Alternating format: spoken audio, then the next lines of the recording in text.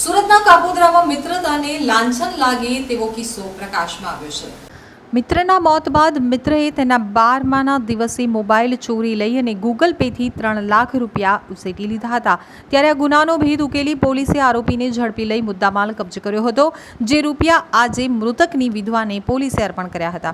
આરોપી સંદીપને ફોનના પાસવર્ડ અને ગૂગલ પેના યુપીઆઈ પિન તથા પાસવર્ડ અગાઉથી જાણી લીધેલા હતા, જેથી તેનો ઉપયોગ કરી અને અલગ અલગ રીતે 3 લાખ ઓનલાઈન ટ્રાન્ઝેક્શન કરી ચોરી લીધા હતા। આ અંગેની જાણ જ્યારે મૃતકના પરિવારને થઈ ત્યારે તેઓએ ઓનલાઈન એફઆઈઆર દાખલ કરાવી હતી, જેથી કાપોદ્રા પોલીસે મોબાઈલ ઘરફોડની તથા મોબાઈલ મારફતે 3 લાખ ટ્રાન્સફર કરી અંજામ આપનારને ચોરીના ગુનાના મુદ્દામાલના 3 લાખ અને મોબાઈલ ફોન સાથે ઝડપી લઈ ગુનાનો ભેદ ઉકેલ્યો હતો। મરનારના મિત્ર સંદીપને ઝડપી લઈ તેની પાસેથી રૂપિયા બરામદ કર્યા હતા। 3 લાખ રૂપિયા અને મોબાઈલ કાપોદ્રા પોલીસ દ્વારા પોલીસ સ્ટેશન અને કોર્ટમાં ફરિયાદીને સહયોગ કર્યો હતો। તો નામદાર કોર્ટના હુકમ બાદ આજરોજ ફરિયાદીને તેના 13 तुझको अर्पण अंतर्गत कापोद्रा पीआई एम बीज अवसोरा द्वारा 3,10,000 मुद्दामाल सुप्रत करवामां आव्यो हतो।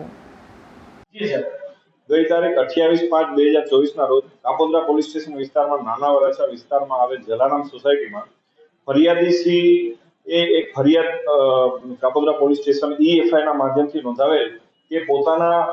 सगा नाना भाई नामे निकुंजभाई के जो કેન્સરની બીમારીથી મૃત્યુ પામેલા છે તેના પાણી ઢોળની વિધિ હોય એ વિધિમાં ઘણા બધા માણસો આવેલા હોય, તેથી તેમના નાના ભાઈની પત્નીનો મોબાઈલ કોઈ ચોર ઈસમ ચોરીને લઈ ગયેલ છે, જે મતલબની ફરિયાદ નોંધેલી। જે ફરિયાદ અનુસંધાને કાપોદ્રા પોલીસ સ્ટેશનના સર્વેલન્સ સ્ટાફને આ તપાસ આપવામાં આવેલી। જે તપાસમાં એવું જણાવેલ માલુમ પડેલ કે આ મોબાઈલના જે ચોર ચોરી કરીને રહી ગયેલ છે એ મોબાઈલના ઉપયોગથી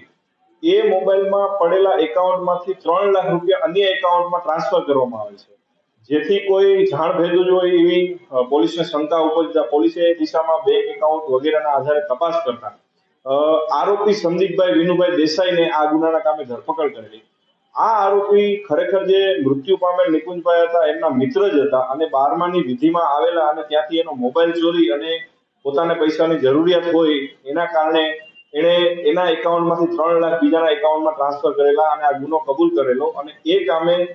સંપૂર્ણ મુદ્દામાલ 3 લાખ રૂપિયા અને મોબાઈલ પોલીસ દ્વારા રિકવર કરવામાં આવેલો અને ગુનાનું ડિટેક્શન કરવામાં આવેલું। ત્યારબાદ આ મુદ્દામાલ છોડાવવા માટે ફરિયાદીશ્રીએ નામદાર કોર્ટમાં અરજી કરેલી, જેમાં પોલીસ દ્વારા તેમની મદદ કરવામાં આવી અને નામદાર કોર્ટના હુકમ થઈ આવે આ સંપૂર્ણ મુદ્દામાલ મહેરબાન પોલીસ કમિશનર શ્રીની સૂચના અનુસાર અને માર્ગદર્શન અનુસાર 13 तुझको अर्पण કાર્યક્રમ અંતર્ગત આજરોજ એમના પત્ની જે મરણ જનાર છે એમના પત્ની તથા એમના ભાઈને 3 લાખ રૂપિયા રોકડા અને 10,000 રૂપિયાનો જેનો મોબાઈલ ચોરાઈ ગયો હતો એ સુપ્રત કરવામાં આવેલ છે।